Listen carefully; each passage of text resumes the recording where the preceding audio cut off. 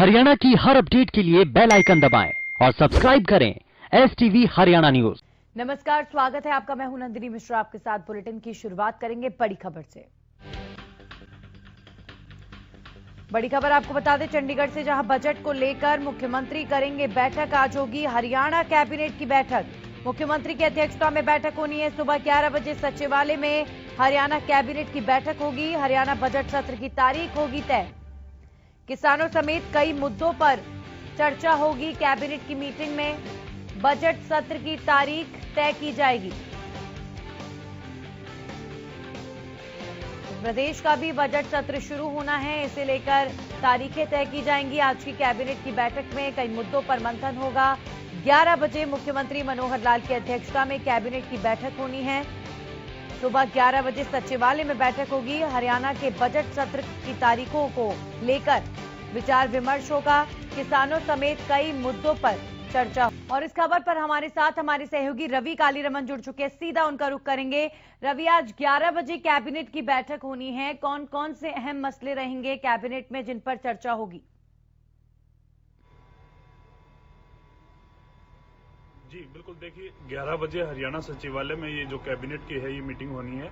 और इसमें सबसे पहला तो यही है कि जो आगामी बजट सत्र है उसकी तारीखों का ऐलान को लेकर फैसला लिया जाएगा कि जो बजट सत्र है वो कब से शुरू हो। दूसरी चीज, कहीं ना कहीं जो विधायक होते हैं उनको 15 दिन पहले ही बताना पड़ता है कि जिस दिन विधानसभा सत्र लगेगा उससे 15 दिन पहले उनको बताना पड़ता है। इसके चलते कहीं ना कहीं जो तारीखों का ऐलान है आज इस मीटिंग के बाद हो सकता है। इसके बाद जो तमाम मुद्दे हैं जो कृषि से रिलेटेड हैं, जो किसानों से रिलेटेड हैं, तमाम इन मुद्दों पे चर्चाएं होनी है। कहीं ना कहीं एक बात हमारे सूत्रों से जो साफ निकल के आई है, जो सूत्रों के हवाले से एक बड़ी खबर निकल के आ रही है कि हरियाणा में भी यूपी की तर्ज पे एक हिंसक आंदोलन से निपटने के लिए कानून बनाया जा सकता है।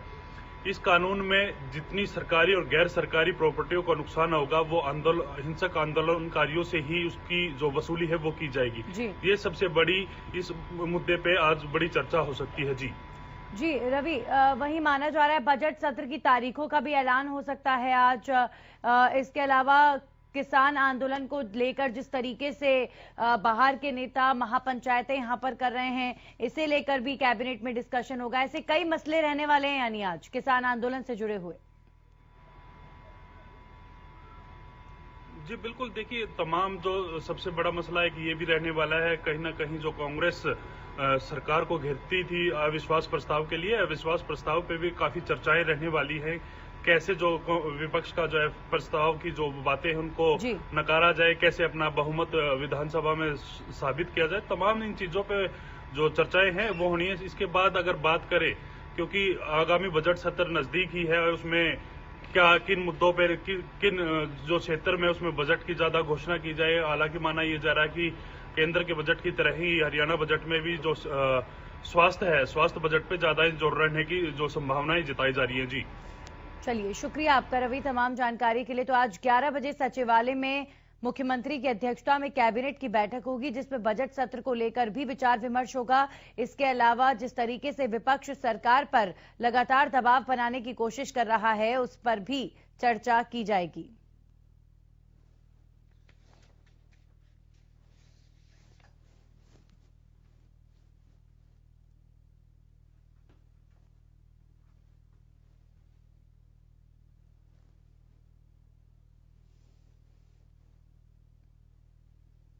तो लगातार 76 दिनों से किसानों का आंदोलन जारी है। एक तरफ किसान अपने आंदोलन को आगे बढ़ाते हुए हरियाणा में महापंचायतें कर रहे हैं और ज्यादा जन सहयोग की मांग कर रहे हैं लोगों के बीच में जाकर। वहीं दूसरी तरफ अगर दिल्ली पुलिस 26 जनवरी को लेकर जिस तरह के एक्शन मोड में है, उससे साफ नजर आ रहा है कि जल्दी जितने भी लोग हिंसा के पीछे थे सबका खुलासा हो जाएगा, क्योंकि अब जो मुख्य आरोपी दीप सिद्धू है उसकी भी गिरफ्तारी हो चुकी है। ये रिपोर्ट देखिए।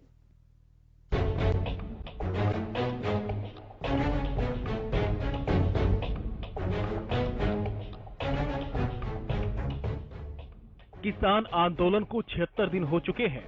अभी तक कृषि कानूनों के विवाद का कोई समाधान नहीं निकला है। किसान दिल्ली की चौखट पर अपनी मांगों को लेकर डटे हैं। अन्नदाता की बस इतनी सी गुहार है कि उन्हें एमएसपी पर लिखित गारंटी दे दी जाए। उधर बीते दिन पीएम मोदी ने किसान सरकार के बीच बढ़ती दूरियों को मिटाने की कोशिश की थी और राज्यसभा में कहा था कि एमएसपी पर कोई भी संदेह रखना गलत है। हालांकि पीएम ने एमएसपी पर कानून बनाने को लेकर कुछ नहीं कहा, जिस पर किसानों ने पलटवार किया और कहा कि सिर्फ बोल देने से ही कुछ नहीं होता, पीएम को कानून बनाकर देना होगा। 2011 में ये कहा था कि एमएसपी पे देश में कानून बनेगा और उन्होंने कहा कि ये तो फिर जुमलेबाजी थी, ये तो इलेक्शन का स्टैंड था, तो ये तो गलत चीज है। अगर पीएम के बयान की बात की जाए तो सर वो बोल रहे हैं कि एमएसपी थी, है और रहेगी। एमएसपी पे कानून भी बनेगा, बगैर कानून बने एमएसपी का कोई महत्व नहीं। वहीं मंगलवार को इस घटनाक्रम में एक और मोड़ आया, जिसमें लाल किले की हिंसा का आरोपी दीप सिद्धू गिरफ्तार कर लिया गया। पूछताछ के दौरान दीप सिद्धू ने दावा किया कि वो भावुक होकर किसानों के साथ जुड़ गया था। हालांकि पूछताछ में दीप सिद्धू ने साफ किया कि उसका जुड़ाव किसी कट्टरपंथी संगठन से नहीं है, लेकिन वो तोड़फोड़ वाली विचारधारा में विश्वास नहीं करता। उधर आंदोलन के बीच पश्चिमी यूपी और हरियाणा में महापंचायतों का सिलसिला जारी है, जहां बीते दिनों चरखी दादरी में महापंचायत का आयोजन किया गया, तो वहीं मंगलवार को पिहोवा में महापंचायत हुई, जिसमें किसान नेता राकेश टिकैत भी शामिल हुए। इस दौरान राकेश टिकैत ने पीएम के उस बयान का जवाब दिया जिसमें पीएम ने नए आंदोलनकारियों की तुलना आंदोलनजीवी से की थी। टिकैत ने पीएम के बयान की निंदा की और कहा कि सरकार को कृषि कानूनों को वापस लेना ही होगा। ये कहा है कि जो परजीवी कहा है भाई, हमें परजीवी कहा है, आंदोलनजीवी परजीवी भी कहा, आंदोलनजीवी भी कहा, से तो एक नहीं वो करा है क्या भगत सिंह, ये हम जुमलेबाज तो नहीं है। टिकैत के साथ साथ कांग्रेस प्रदेश अध्यक्ष कुमारी सैलजा ने भी पीएम मोदी के आंदोलनजीवी के बयान पर आपत्ति जाहिर की।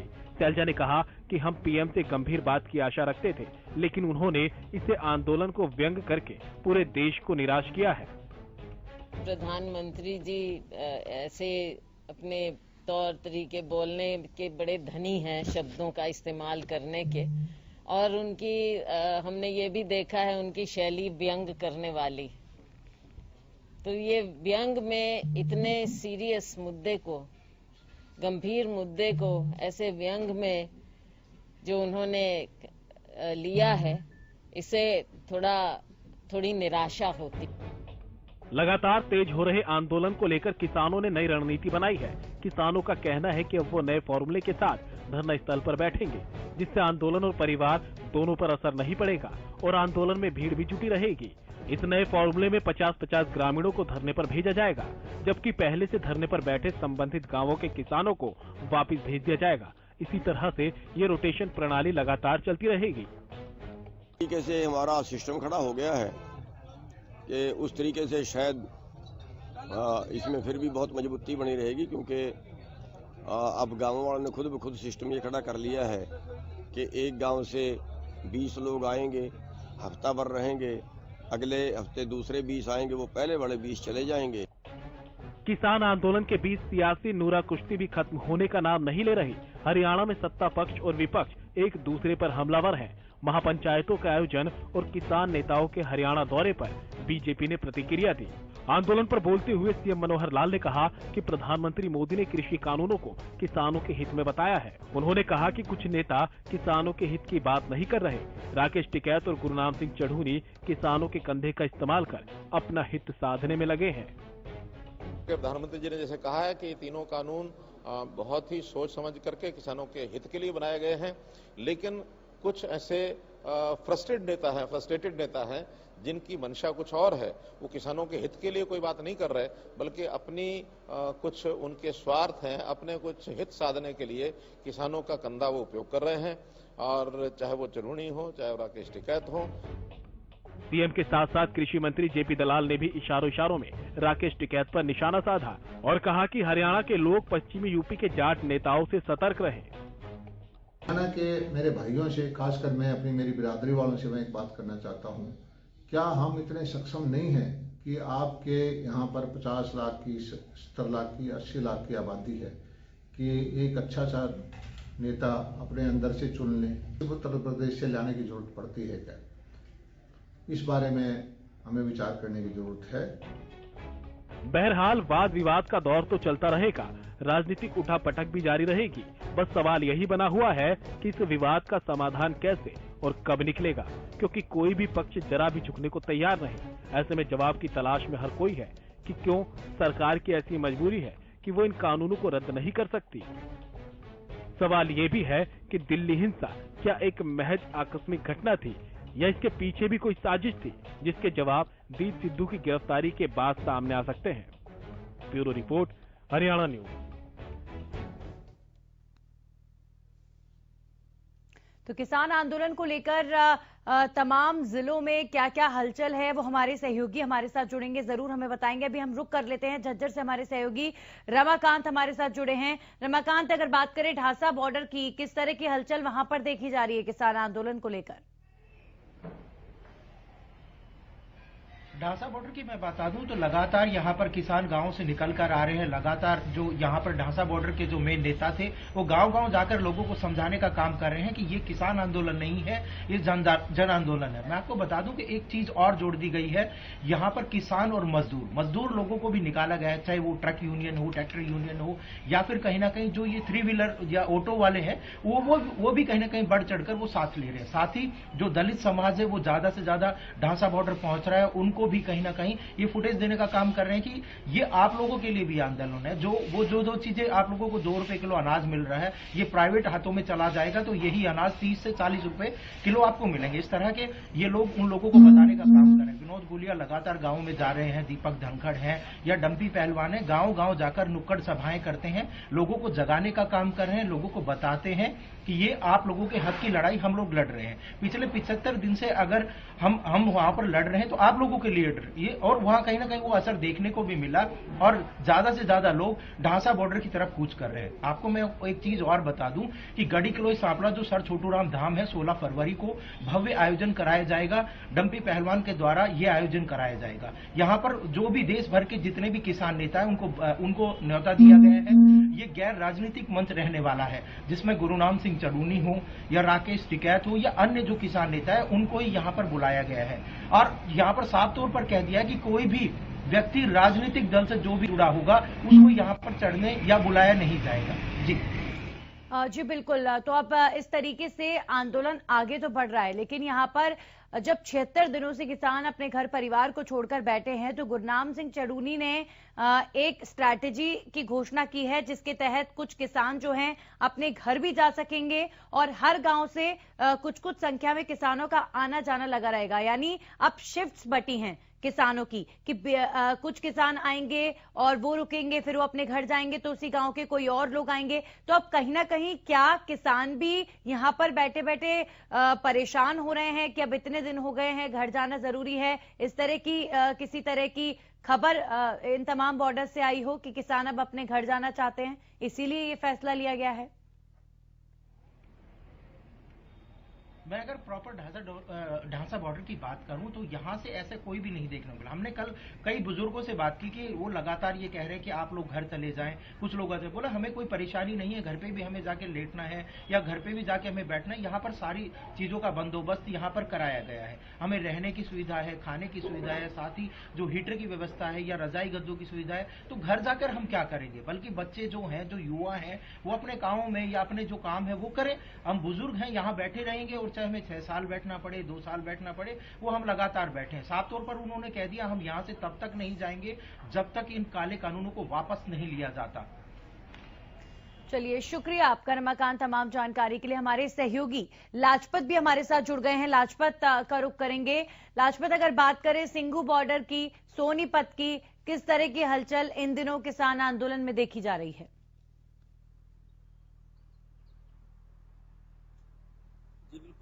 बात करें तो देखिए, सिंघू बॉर्डर जहां से बिंदु पॉइंट कहा जाता था इसलिए कि अब जो जत्थाबंदी है वो दिखाई नहीं दे रही है।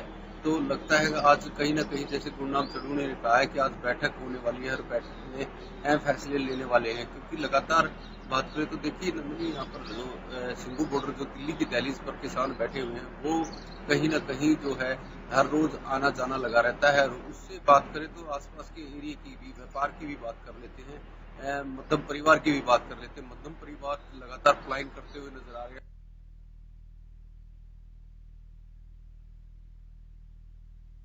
फ्लाइन कर रहे हैं, फैक्ट्रियां फ्लाइन कर रही हैं, व्यापार बिल्कुल इससे ठप होता हुआ नजर आ रहा है। क्योंकि ठप इसलिए कहेंगे कि कोरोना की मार, लॉकडाउन की मार, अब किसान आंदोलन की मार, तो कहीं न कहीं जुड़ा होता है और व्यापार पर काफी मार पड़ती हुई नजर आ रही है। आज बैठक होनी है किसान जत्थाबंदी की और उसके बाद पीसी होनी है, तो उसके बाद ही कोई नई रणनीति खुलासा हो सकती है।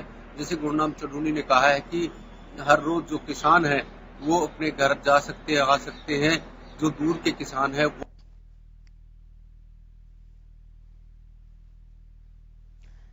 चलिए लाजपत आप बने रहिए, हमारे साथ। एक बार फिर से हम आपका रुख करेंगे।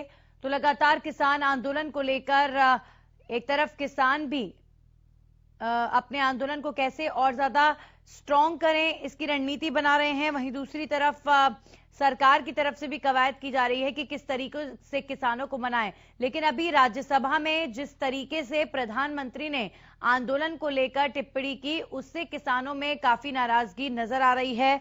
3 कृषि कानूनों के विरोध में किसानों का प्रदर्शन एक तरफ दिल्ली की सीमाओं पर जारी है, वहीं प्रधानमंत्री के वक्तव्य के बाद किसान अब इस पर प्रतिक्रियाएं दे रहे हैं। भारतीय किसान यूनियन अंबावता के राष्ट्रीय महासचिव शमशेर सिंह दहिया ने प्रेस कॉन्फ्रेंस की है और पीएम मोदी के भाषण को दुर्भाग्यपूर्ण बताते हुए कहा कि ये किसानों के हित का भाषण नहीं था। सरकार को किसानों के हित की सोचना चाहिए, न कि उनके अहितों की। शमशेर सिंह दहिया ने प्रधानमंत्री के बयान पर प्रतिक्रिया देते हुए कहा कि उस बयान के बाद किसानों में मायूसी छा गई है और कई किसानों को रात को नींद तक नहीं आती। वो बात किसान का दिल तोड़ने वाली थी। प्रधानमंत्री मोदी ने किसानों को बहुत सारी उम्मीदें दिखाई थी। उन्होंने कहा कि किसानों को आंदोलन जीवी बताकर पीएम ने किसानों के साथ भद्दा मजाक किया है। बहुत से किसानों की शहादत हुई है। पीएम मोदी को ऐसे शब्द नहीं बोलने चाहिए। और इस खबर पर भी हमारे साथ हमारे सहयोगी लाजपत जुड़े हैं। लाजपत, प्रधानमंत्री के राज्यसभा में हुए संबोधन को लेकर किसानों की तरफ से बेहद तीखी प्रतिक्रिया आ रही है और वाकई बेहद गुस्से में किसान इस वक्त प्रधानमंत्री के राज्यसभा के वक्तव्य से।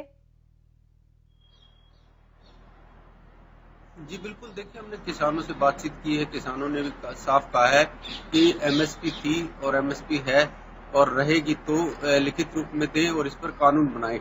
और दूसरी बात ये भी सामने आई कि जैसे कि किसानों ने कहा है कि जो देश के प्रधानमंत्री को जो कि यहाँ पर किसानों की शहादत हुई है, आज तक उस पर कोई भी बात नहीं रखी है। तो किसान शमशेर दहिया ने पीसी कर भी जो देश के प्रधानमंत्री हैं उन पर भी टिप्पणी साधी है और लगातार आसपास के जो किसान है या चर्चा जारी है। क्योंकि सिंगू बॉर्डर पर भी हमने किसानों से बातचीत की है। किसानों ने भी साफ कहा है कि जो देश के प्रधानमंत्री अगर इन कानूनों पर बात करते हैं तो जैसे जो भी बात है लिखित रूप में दें और बैठक कर हम भी। चलिए लाजपत, शुक्रिया आपका तमाम जानकारी के लिए। तो लगातार किसानों के जो नेता हैं वो भी अपनी प्रतिक्रियाएं दे रहे हैं और इसी बीच बड़ी खबर आपको किसान आंदोलन से जुड़ी हुई बता दे। किसान नेता गुरनाम सिंह चढ़ूनी प्रेस कॉन्फ्रेंस करेंगे। अंबाला से बड़ी खबर, गुरनाम सिंह चढ़ूनी की आज प्रेस कॉन्फ्रेंस होगी। किसानों की पंचायत में हिस्सा लेंगे चढ़ूनी। लगातार पूरे हरियाणा में महापंचायतें आयोजित की जा रही हैं जिसमें किसान नेता शिरकत कर रहे हैं। दोपहर 1 बजे शंभू टोल पर गुरनाम सिंह चढ़ूनी प्रेस कॉन्फ्रेंस करेंगे। अब देखते हैं कि अपनी इस प्रेस कॉन्फ्रेंस में क्या कुछ कहते हैं गुरनाम सिंह चढ़ूनी, क्या आगे की उनकी रणनीति है आंदोलन को लेकर। इन तमाम मसलों पर बात करेंगे। दोपहर 1 बजे शंभू टोल पर पंचायत होगी और उसके बाद गुरनाम सिंह चढ़ूनी प्रेस कॉन्फ्रेंस भी करने वाले हैं। आज अंबाला दौरे पर हैं, महापंचायत हो रही है जिसमें चढ़ूनी शिरकत करेंगे और इस महापंचायत के माध्यम से देखिए इन दिनों किसान नेता हरियाणा के तमाम जिलों में महापंचायतों के जरिए और ज्यादा जन सहयोग की अपील कर रहे हैं और ज्यादा समर्थन की अपील कर रहे हैं। हालांकि चौतरफा समर्थन किसानों की तरफ से हरियाणा में मुख्य तौर पर देखने को मिला है इस आंदोलन को लेकर, लेकिन अब किसान नेताओं की कोशिश है कि और ज्यादा समर्थन मिले जिसकी वजह से सरकार के ऊपर और ज्यादा दबाव बने। लगातार राकेश टिकैत भी इन दिनों हरियाणा के दौरे पर हैं। वहीं किसान नेता गुरनाम सिंह चढ़ूनी भी आज अंबाला में महापंचायत करने वाले हैं। हमारे सहयोगी राजकुमार शर्मा अंबाला से जुड़ गए हमारे साथ, उनसे जानकारी लेंगे। राजकुमार, बात करें आज जो होने वाली महापंचायत की और गुरनाम सिंह चड़ूनी की प्रेस कॉन्फ्रेंस की, तो क्या जानकारी इसे लेकर मिल पा रही है? जी बिल्कुल, जैसे जैसे समय बीत रहा है इसी तरह जो किसानों ने भी अपनी रणनीति जो है वो बदल ली है। जैसे जो महेंद्र सिंह टिकैत हैं वो जगह जगह जाके अपनी महापंचायत कर रहे हैं, उसी तर्ज पर जो हरियाणा भारतीय किसान यूनियन के नेता हैं गुरनाम सिंह चड़ूनी, वो भी अब कई जगह पे जाकर ये महापंचायत की बात कर रहे हैं और अपने साथ किसानों को जोड़ रहे हैं। उनका कहना है कि जितने भी किसान उनके साथ जुड़ेंगे इससे आंदोलन जो है वो और अच्छा होगा और जिससे किसान सरकार को झुकाने के लिए ये एक अहम फैसला लिया गया। और आज इसी कड़ी में गुरनाम सिंह चड़ूनी जो है यमुनानगर पंचकूला होते हुए जो है अंबाला आएंगे और अंबाला में 1 से 2 बजे के बीच वो यहाँ महापंचायत करेंगे और ये शब्बू टोल बैरियर जो है इसके ऊपर आ रहे हैं और यहाँ जो है किसान इकट्ठे होंगे और इससे ये किसानों को संबोधित करेंगे और सारी बात बताएंगे कि सरकार क्या चाहती है और जो किसान है उनकी मांग क्या है। जी राजकुमार, आप बने रहिए हमारे साथ, एक बार फिर से आपके पास अगली खबर पर वापस लौटेंगे। तो आज शंभू टोल पर महापंचायत होगी। इस पंचायत में गुरनाम सिंह चड़ूनी शिरकत करेंगे और उसके बाद प्रेस कॉन्फ्रेंस करेंगे। और अब रुक कर लेते हैं एक और बड़ी खबर का। अंबाला से एक और बड़ी खबर आपको बता दें।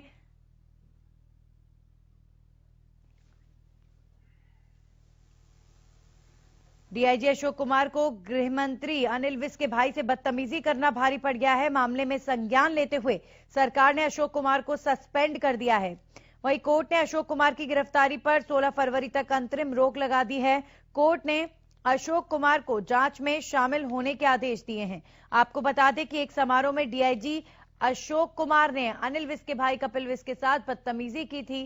कपिल विज ने आरोप लगाया था कि अशोक कुमार ने उनके साथ गाली गलौज और मारपीट की थी, जिसके बाद उन पर कार्रवाई की गई है। और इस पर भी हमारे साथ राजकुमार जुड़े हुए हैं। राजकुमार, जाहिर तौर पर जिस तरह के आरोप लगे हैं डीआईजी पर बेहद गंभीर हैं, तो अभी फिलहाल किस तरह की कार्रवाई उनके खिलाफ होती हुई नजर आ रही है?